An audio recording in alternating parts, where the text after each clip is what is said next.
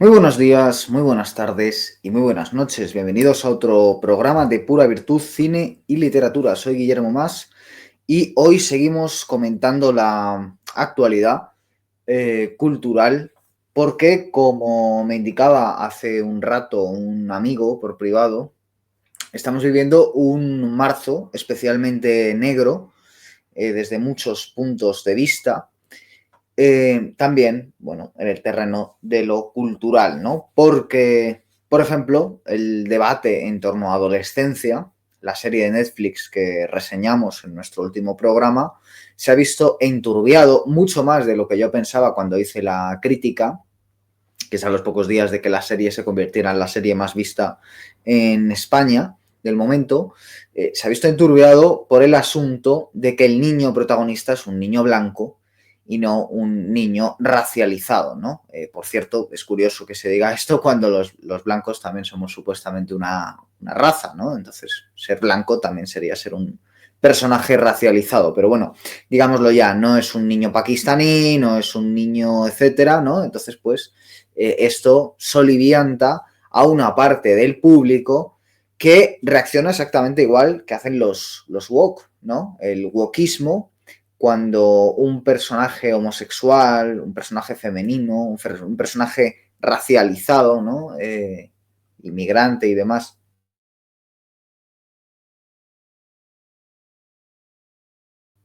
aparentado negativamente en el arte,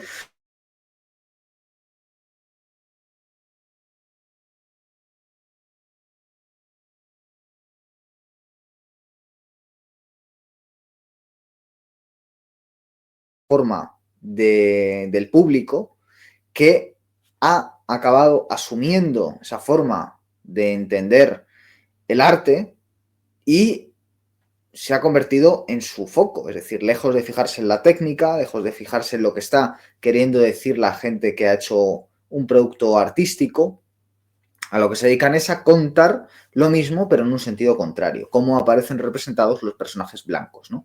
Y se cae en el racismo real, ¿no? Esto es algo que yo vi hace muchos años en una charla donde había un grupo mayoritario de personas que no éramos radicales políticamente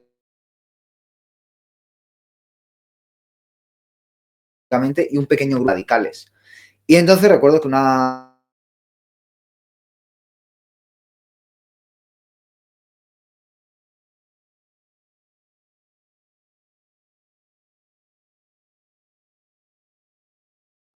Ahora vemos cómo hay mucho racista que por fin ha encontrado una excusa para decir, no, es que el policía de adolescencia es negro.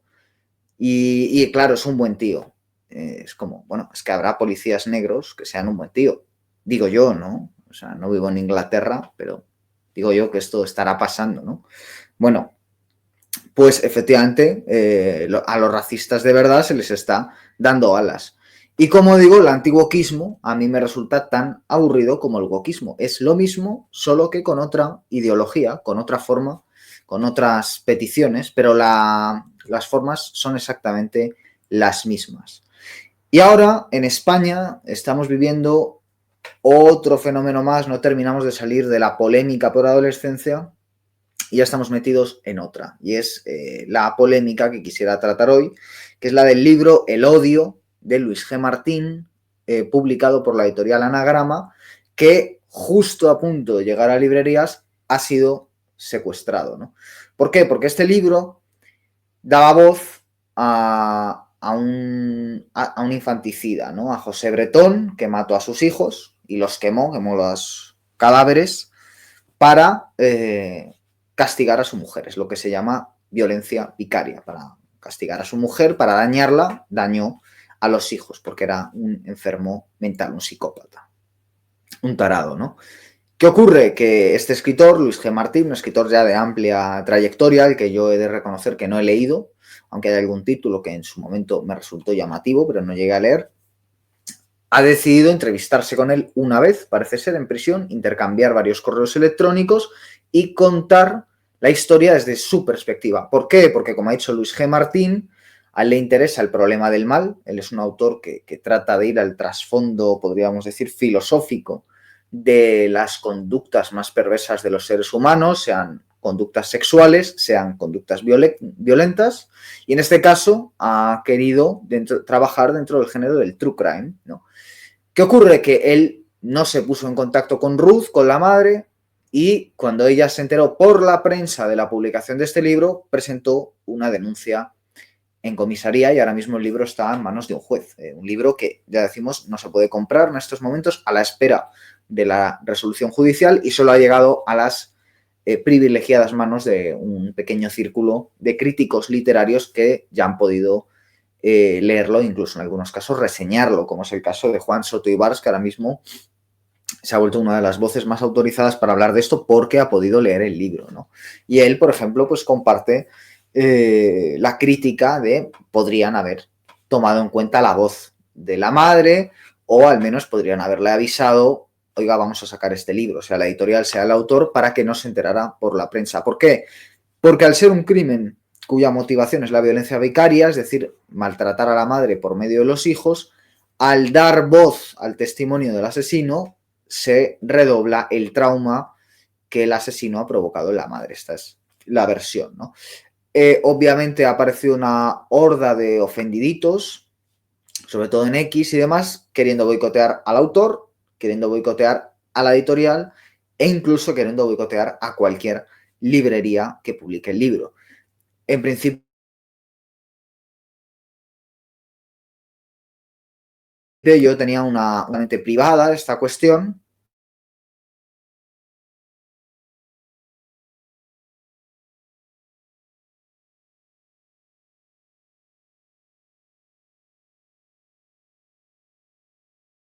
Que quiera lo compre y que el que no lo quiera no lo compre, ¿no? Pero la librera ha dicho que en su librería ese libro no se iba a distribuir, ¿no? Y eso ya me ha llamado la atención, ¿no? Porque veo una superioridad moral en el censor. Y es que, primero, es llamativo ver cómo ya no se puede consumir productos culturales sin llevar la mácula ideologizada que los acompaña. Es decir, es muy difícil, se lo digo yo que llevo ya unos cuantos años para mi tierna edad escribiendo sobre cine, sobre literatura, es muy difícil escribir sobre cuestiones culturales sin caer en la ideologización, ¿no? Sin caer en la adscripción a un bando u otro político, ideológico, cultural, incluso a una sociedad secreta. Es muy difícil ser un francotirador, es muy difícil tener una opinión propia y es muy difícil que bueno, pues querer entender las obras y querer criticarlas por lo que son. Ya digo, técnicamente, estéticamente, formalmente, filosóficamente, si se quiere, pero desde luego algo más que las polémicas de X. Y sin embargo, nos vemos arrastrados por las polémicas de X. Y creo que además, asociado a este fenómeno, que no va a menos, va a más, ¿no? Y con la caída del wokismo no va a menos, va a más. Lo que pasa que ahora es lo contra-woke, pero que tiene los mismos instrumentos que lo woke. De hecho, están conviviendo ahora mismo ambos. Está, digamos, lo woke en caída, pero sigue teniendo bastante poder en universidades, medios de comunicación, gabinetes políticos, y está subiendo lo contrario de la mano de Elon Musk, de Donald Trump, etcétera.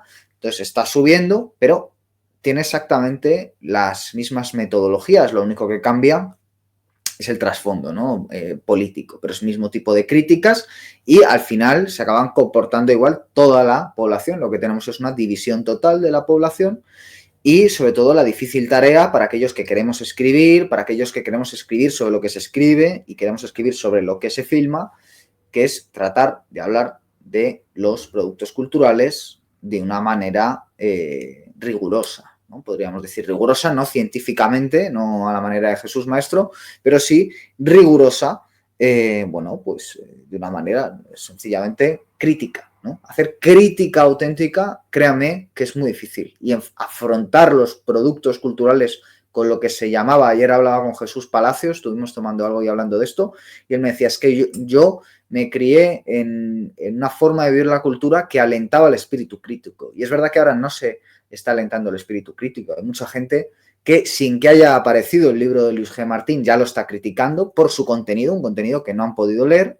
Y hay mucha gente criticando la serie de adolescencia vanagloriándose de que no la han visto. Yo no he visto esta serie, no me hace falta ver esta serie porque ya sé lo que hay, porque es de Netflix y porque el malo es un niño blanco. Y ya está. Y se habla de Andrew Tate, y de emoticonos y de incels y ya sé qué es esto, ¿no? No necesito ver más. Bueno, realmente aquí lo que falta por un lado y por otro es la crítica artística. Entonces, yo no me puedo pronunciar sobre este libro, El odio, de Luis G. Martín, porque no ha aparecido y no he podido leerlo. Sí que tengo que decir que es la mayor campaña de publicidad que he visto en mucho tiempo a un libro, porque ya saben lo que decía, creo que era Dalí, ¿no? Es mejor que se hable de ti, aunque se hable mal, ¿no? O aunque se hable bien. Lo importante es que se hable de ti. Lo importante es que se está hablando de Luis G. Martín, un hombre que trabajó para Moncloa, trabajó para el presidente Pedro Sánchez, no sé si para él directamente, pero estuvo trabajando en el entorno del actual gobierno y se dice que por esto se le nombró después director del Instituto Cervantes en Nueva York, creo que es. Y bueno, él ya estaba trabajando en este libro, ¿no? Entonces, aquí la cuestión es un poco la misma para mí, porque tanto Adolescencia como El odio, lo digo sin haber leído El odio y habiendo visto Adolescencia, son dos obras de true crime, lo que se llama true crime, que es crimen real, ¿no? Es un género que también es muy llamativo, va aparejado al capitalismo, igual que la propia experiencia del asesino en serie y otras tantas experiencias. La experiencia de las manadas violadoras, podríamos decir, ¿no? También es otra característica que se da en la sociedad de un tiempo a esta parte, ¿no? En la sociedad más progresista de la historia es donde se dan este tipo de aberraciones. O los tiroteadores masivos que irrumpen en escuelas, en lugares públicos con un arma de fuego, sobre todo en Estados Unidos, porque básicamente se pueden conseguir con mayor facilidad y masacran, ¿no? Esas son las grandes progresos a los que estamos asistiendo y, por supuesto, después se habla sobre ellos. Es la segunda parte que tiene una lectura esotérica. La lectura esotérica es que estos actos tienen una energía mágica, de magia negra asociada, y que después esa energía se puede volver a canalizar, pues, digamos, públicamente a la hora de trabajar socialmente, ¿no? Esto es una idea un poco complicada, no vamos a profundizar hoy en ella, pero bueno, para que nos entendamos, pues ocurre el acontecimiento y después está la segunda parte, que es cómo se habla de él, ¿no? Casos famosos de true crime, pues en literatura, por supuesto, Truman Capote con La sangre fría, es el caso paradigmático, sabiendo que Truman Capote dio voz a los asesinos y al mismo tiempo él se convirtió en actor porque manipuló en el juicio, manipuló a los asesinos, manipuló los intereses de unos y otros para poder terminar su libro, ¿no? Y él, de hecho, estaba deseando que ajusticiaran a los dos asesinos para poder cerrar ya de una vez el libro, sin importarle la vida real de estas personas, importándole solo la literatura, que en el fondo es lo que debe ser de un escritor, porque estamos viendo a mucho listillo decir lo que el escritor Luis G. Martín debería haber hecho en su libro, y realmente es que nadie le debe pedir explicaciones a un autor sobre lo que hace con su literatura. La literatura tiene un arma muy poderosa que es fijar, ¿no? Lo decía Walter Benjamin.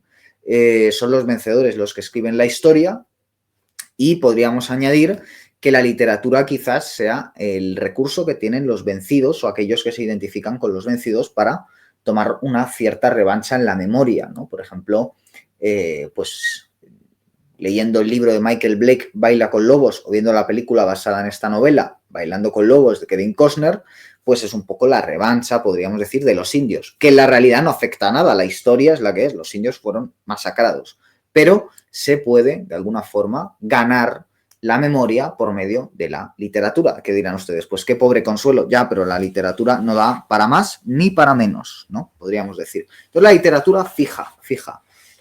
Por eso, pues cuando un escritor cuenta su intimidad, la intimidad de su familia, cuenta la historia de sus antepasados, cuenta la historia de su matrimonio, cuenta la historia de sus hijos, cuenta la historia de sus vecinos, existe siempre pues alguien que va a decir, esto que cuenta el escritor es su versión, no la mía, esto que cuenta el escritor está manipulado, no es la verdad, tengo otros datos, etcétera, etcétera, ¿no?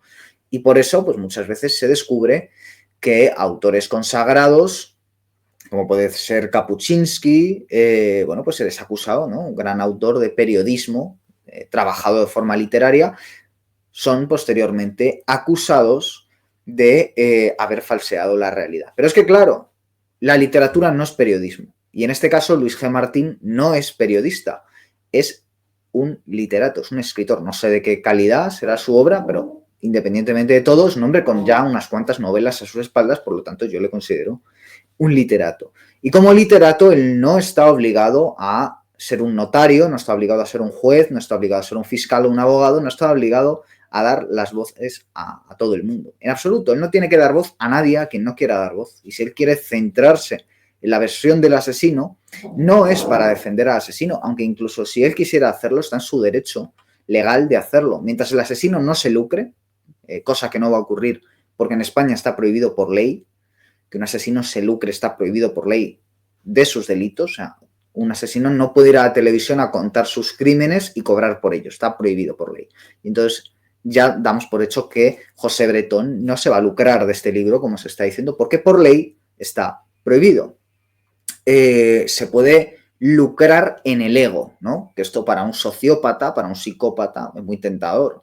Que se vuelva a hablar de él, volver a ser famoso, sobre todo con vistas a que este señor, condenado en 2014, lleva 11 años en la cárcel y en 11, 14 años va a salir de la cárcel, porque en España, salvo en casos muy concretos, y son casos de una ley ya posterior a la condena de José Bretón, no se puede estar más de 25 años encarcelado. Entonces este hombre va a salir a la cárcel, va a tener 60 años, 65, y va a tener la última etapa de su vida en libertad.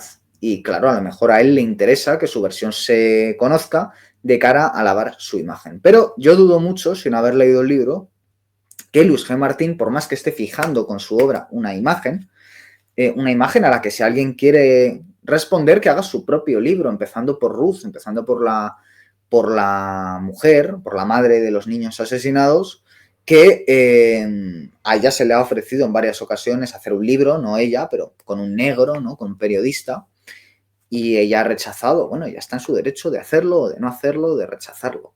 Igual que otro periodista u otro escritor está en su derecho de rehacer la historia a su manera. Luis G. Martín lo ha hecho a la suya, y el que no quiera comprarlo, que no lo compre. Pero de ahí a boicotear el libro, me parece que es peligroso, porque es jugar con una nueva forma de censura, ¿no? Que es el boicot a la obra, el boicot a la editorial, y sobre todo meter miedo a las editoriales, como si no hubiera razones para meter miedo, por apostar por temas arriesgados, ¿no? Primero, estamos jugando a que la literatura es socialmente relevante cuando no lo es. Es decir, las series todavía pueden ser socialmente relevantes, aunque poco.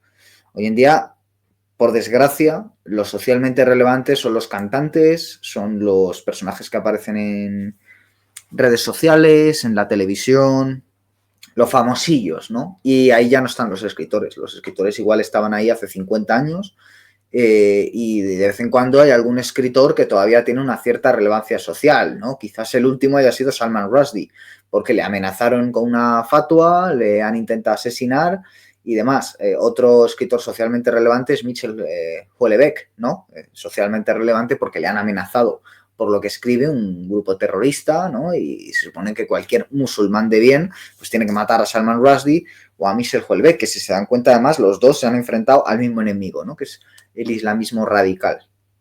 Bueno, pues a lo mejor estos han sido los últimos escritores relevantes de Occidente. Pero realmente la literatura ya no es socialmente relevante, la literatura no está en el debate social y la literatura puede dar para 5 minutos de polémica en X, pero para nada más, ¿no? Entonces, además de todo esto, además de los problemas económicos de la literatura, porque Luis G. Martín ha ganado una buena pila de premios, pero parece que la cosa no le da para vivir porque ha tenido que trabajar con Moncloa. Entonces, bueno, si ya está la cosa difícil, igual ahora se puede jubilar después del odio, quién sabe. Se va a ganar el ostracismo social, pero quizás pueda vivir de esto, ¿no? Después de todos los libros que se vendan. Yo soy amigo de Joaquín Campos, el escritor que fue expulsado de La Razón por petición de Saúl Montes, el abogado del caso Sancho, de Daniel Sancho, y por criticar a este abogado y por criticar a su padre, a Rodolfo Sancho, se llamó al director de La Razón, a Paco Margüendes, y dijo: a este me lo echas, y le echaron. Y Joaquín Campos, un hombre que fue chef muchos años, que dejó su trabajo también con juicios de por medio, escribió un libro sobre ese tema, escribió un libro sobre Artur Segarra, un español en Tailandia que descuartizó a un tipo, ¿no? por un asunto mafioso, gangsteril. Y después ha escrito, pues, entre otras cosas, una gran novela, que es Últimas Esperanzas, y después se ha puesto a cubrir el caso Sancho y, bueno, ha escrito diarios, ha escrito poesía, ha escrito una última novela que se llama Avenida. Y, bueno, pues con el caso Sancho, precisamente se le ofreció hacer un libro y ahora el libro está siendo un éxito de ventas, ¿no? Muerte en Tailandia, la esfera de los libros. Yo lo he entrevistado para Hércules Diario, está por ahí la entrevista, con 70.000 visitas casi que tiene. Y bueno, pues es un tipo con suerte, un escritor que por fin va a poder dedicarse a escribir después de muchos años pasando problemas por haber dejado su trabajo y haber tratado de vivir de la escritura, pues publicando en El Imparcial, en La Razón hasta que le echaron, en Hércules cuando yo le pasé el contacto de Joel Meilán, el director, etcétera, ¿no? Bueno, pues igual Luis G. Martín también puede ahora jubilarse de todas sus demás ocupaciones gracias al éxito de este libro. Yo la verdad es que se lo deseo, ¿no? Porque no tengo nada en contra de esta persona y a mí me alegra particularmente que un tipo que se dedica a juntar letras y que no lo hace mal, bueno, pues que se pueda jubilar de sus otras ocupaciones y vivir de ello, ¿no? Más allá de simpatías ideológicas que creo que no las tendremos, tampoco he profundizado en el tema y de otras tantas cosas, pero bueno, yo me alegro. En cualquier caso, estamos jugando como si la literatura fuera socialmente relevante cuando no lo es. Y sobre todo veo un problema para cierto tipo de literatura, que parece ser que es la que practica Luis G. Martín, que es una literatura terrorista, en el mejor sentido de la palabra. Es la literatura, tal y como la entendé, Don DeLillo. Don DeLillo, en Mao 2, habla de cómo la literatura ha perdido importancia social y ese lugar lo ha ocupado el terrorismo. ¿Por qué? Porque la literatura hace violencia socialmente, o sea, podríamos decir, rompe las convenciones sociales con la palabra, con las ideas, con las imágenes generadas por medio de palabras. El terrorismo lo hace con imágenes, ahí está el 11S, pero son imágenes reales, es violencia real, ¿no? Es una gran diferencia. Y lo que demuestra, en mi opinión, es la brutalización de la sociedad, es decir, una sociedad a las que las palabras ya no les valen. Entonces, por eso la literatura ya no tiene importancia social, reconozcámoslo, los que leemos somos 4 frikis y los demás no leen, quizás algún articulillo, pero no leen.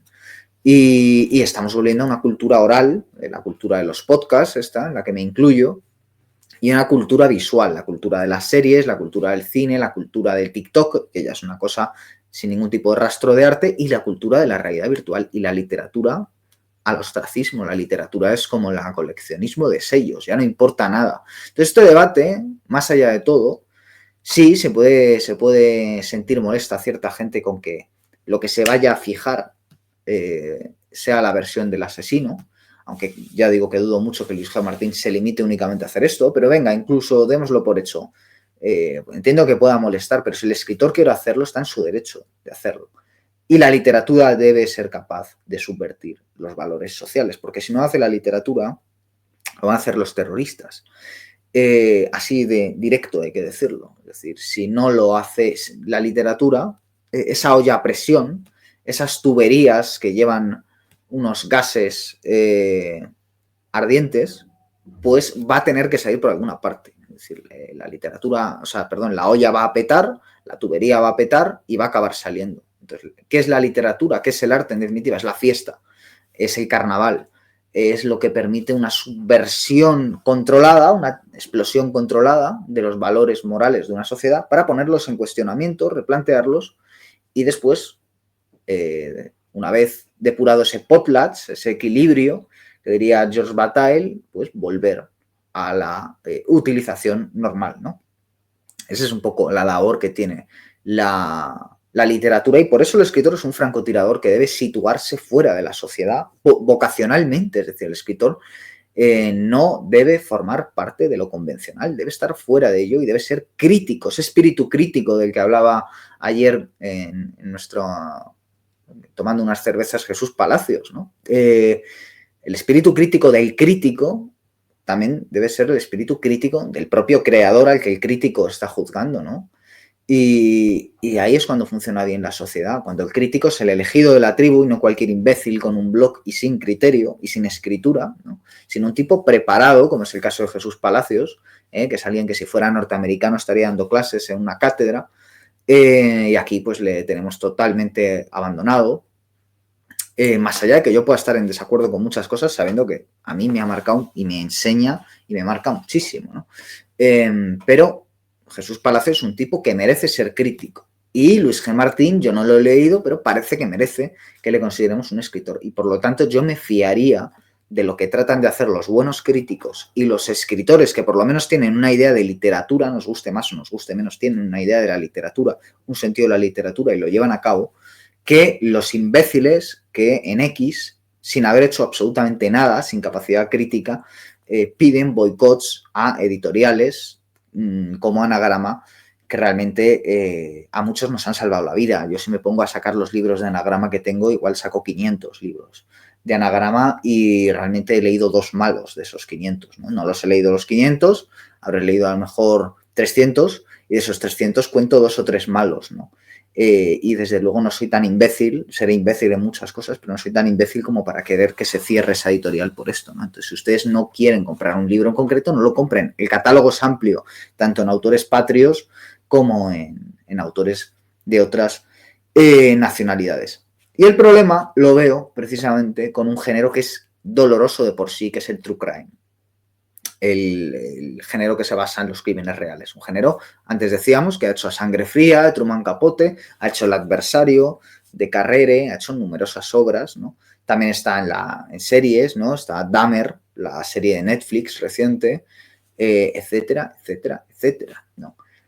Que yo creo que hace grandes productos. Es verdad que es un género preocupante, en el sentido de que te das cuenta de que hay toda una sociedad obsesionada por los psicópatas, obsesionada por los asesinos en serie, obsesionada por los crímenes truculentos y que muchas veces al género lo que le mueve es la truculencia, es la visceralidad y dices, bueno, ¿qué clase de sociedad es esta? Pues todos podemos tener esa tendencia moralista, ¿no? Que también es la del crítico, de estar fuera y decir, bueno, ¿y este éxito de este género tanto tiempo, a qué se debe? Pero por otro lado, yo soy un gran consumidor de este tipo de obras, a mí me fascina el true crime y me encanta y todo lo que puedo me lo veo. O sea, he visto, por ejemplo, el documental reciente en 3 partes sobre el asesino del Zodíaco en Netflix, he visto el documental reciente sobre el libro Caos, que trata el caso de Charles Manson, también en Netflix, y a mí me han parecido decentes, más allá de que me guste más uno, otro, tenga mi opinión propia, etcétera. Me han parecido decentes y me parece bien que existan.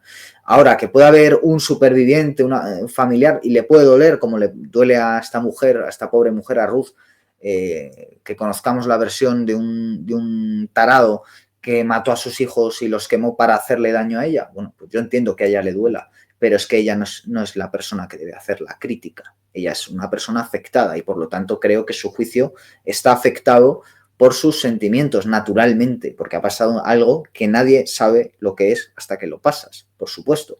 Pero como sociedad que nos pongamos a censurar porque una persona, la víctima, objetivamente la víctima, se sienta molesta, se sienta humillada, eso creo que no es tolerable. Es decir, yo entiendo que esta mujer se sienta atacada, ¿no? con esta publicación y creo que nadie tiene derecho a decirle a esta mujer que no tiene razón. No, esta mujer tiene toda la razón del mundo en lo que diga porque ya ha pasado muchísimo sufrimiento y ojalá y Dios la pueda dar consuelo.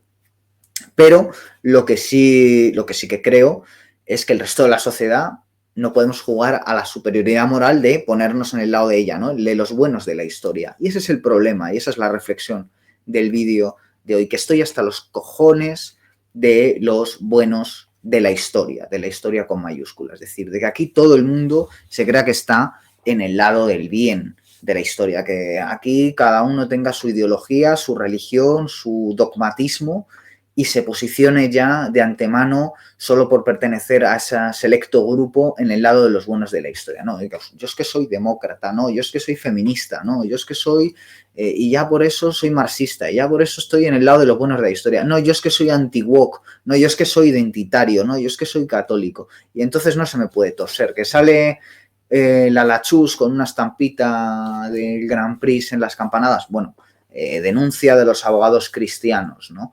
Que se meten con por ser homosexual, bueno, denuncia de delito de odio, etcétera. Es decir, ¿qué clase de sociedad de mierda es esta donde ya no nos une nada más que leyes del tipo de los delitos de odio, más que la declaración de la renta de Hacienda y más que todos cada 4 años, bueno, yo no, vamos como unos gilipollas a meter un papelito en una urna? O sea, realmente es una sociedad aniquilada, ¿no? Y volvemos también a lo que me comentaba mi amigo hace un rato por mensaje. Y es que este es un marzo especialmente negro, ¿no? Donde por todas partes se ve devastación social en las propias caras de las personas, en las propias reacciones de las personas, en lo que dicen, en lo que hacen, en sus objetivos vitales. Yo me incluyo, me pongo el primero. Realmente todo está fracasando, ¿no? Como decía Bob Dylan, todo está roto, everything is broken, y uno lo acaba viendo. El cine es una mierda. La literatura también cada vez peor. Y encima los únicos debates que se generan son estos. O sea, no estamos aquí debatiendo sobre si Cartarescu ha escrito el mejor libro del año o lo ha escrito Laszlo Krasznahorkai o Richard Powers. No, estamos hablando aquí de que un señor ha publicado un libro y a unos imbéciles que probablemente no lean y no saben lo que es anagrama, dicen que hay que prohibir el libro, hay que cancelar al autor y hay que acabar con la editorial, ¿no?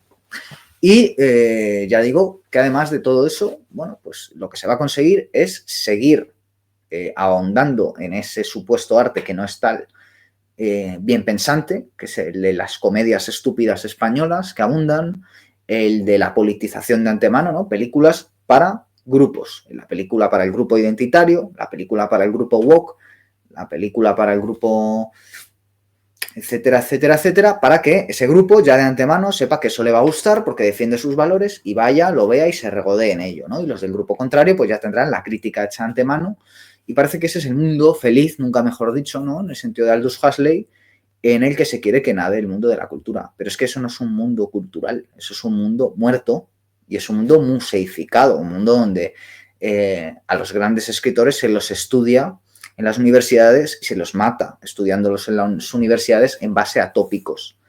Pero es que la literatura está fuera de los tópicos, está fuera de lo bien pensante y está fuera de lo establecido.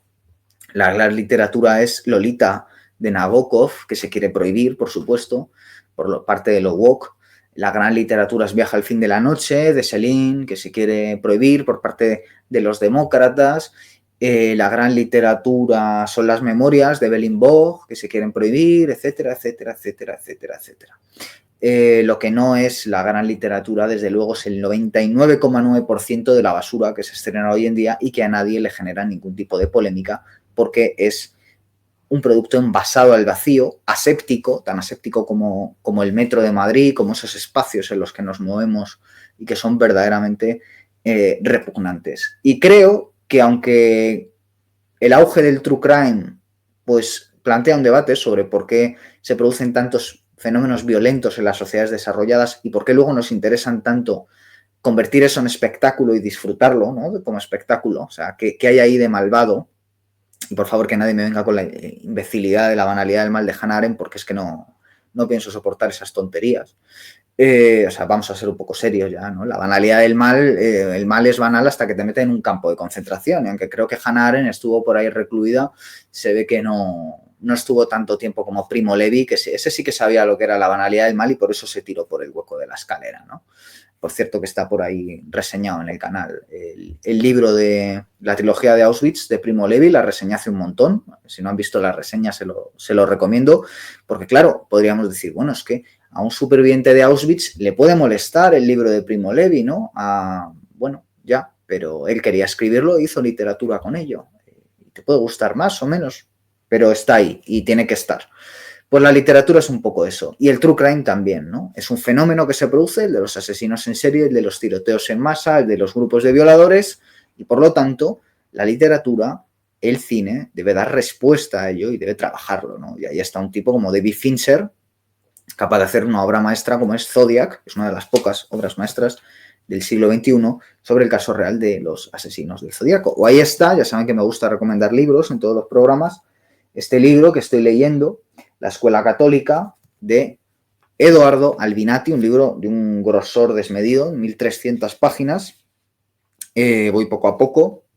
Es un libro muy reflexivo sobre el caso real que vivió el propio Albinati de unos compañeros de clase que cometieron un crimen sexual escabroso y él estudia por el conocimiento que tenían esas personas, por sus lecturas, sobre todo de la escuela de Frankfurt, de los filósofos de la sospecha, él estudia las raíces del problema, ¿no? Y supongo que habrá supervivientes o familiares de los supervivientes de este crimen que podrían enfadarse con Eduardo Albinati, ¿no? Y él ha fijado su versión y ahora esa es la versión que va a quedar para la posteridad, ¿no? En muchos sentidos, porque eso es lo que hace la literatura. Bueno, pues a joderse, es decir, es como tantas cosas en este mundo, te pueden gustar más o menos, pero suceden, la gravedad existe y la literatura al final tiene que escoger y el escritor tiene que escoger y el escritor se define en las decisiones que él toma y el escritor toma unas decisiones u otras en base a unos criterios que son suyos y que son los que le definen a él como, también como artista, ¿no? Como persona.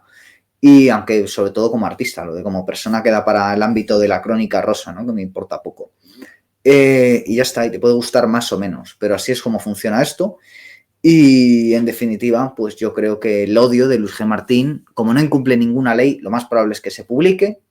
En todo caso, se le podrían retocar las partes en las que se incumpla la ley, pero no creo que vaya a haber problema con eso. Y como además José Bretón no se lucra, porque por ley no se puede lucrar por el libro, pues no va a haber mayor problema.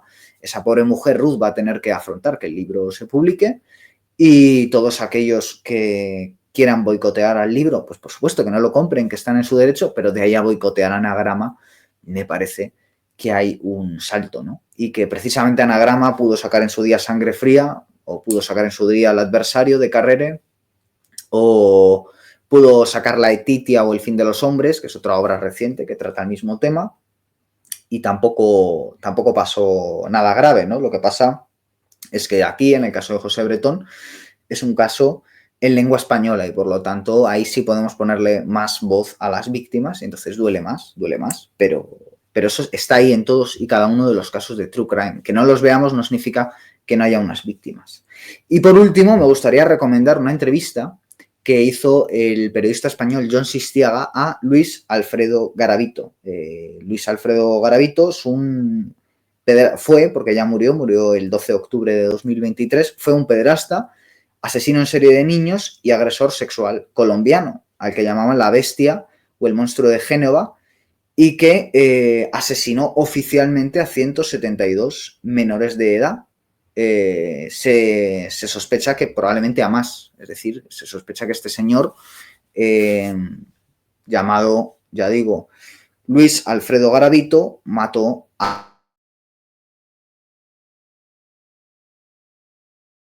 unas 200 personas, niños de los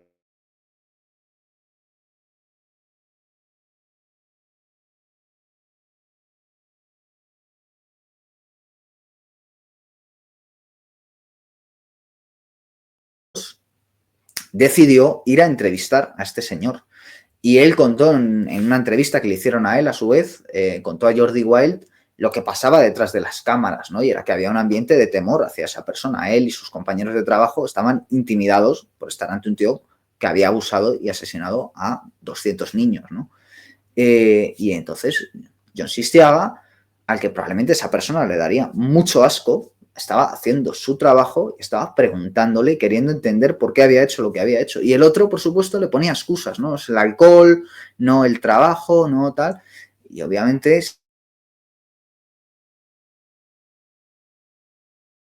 si uno tiene crítico del que habla Jesús Palacios, pues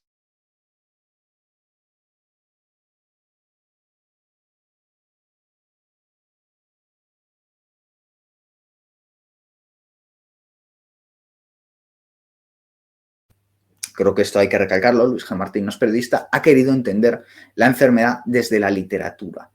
Y eso puede gustar más o menos, pero creo que en cualquier caso hay que entenderlo. En fin, que me he enrollado un poco más de lo que quería hoy, pero bueno, agradezco que hayan llegado hasta este punto del programa. Me interesa leer también sus opiniones en los comentarios y formar un debate sano, porque yo creo que en el sentido crítico está en explicar las razones de uno y después escuchar las de los otros y argumentar sin entrar, esperemos, en el terreno de lo personal. Así que gracias por haber llegado hasta este punto del programa y volveremos pronto con más programas aquí en Pura Virtud Cine y Literatura. Hasta pronto.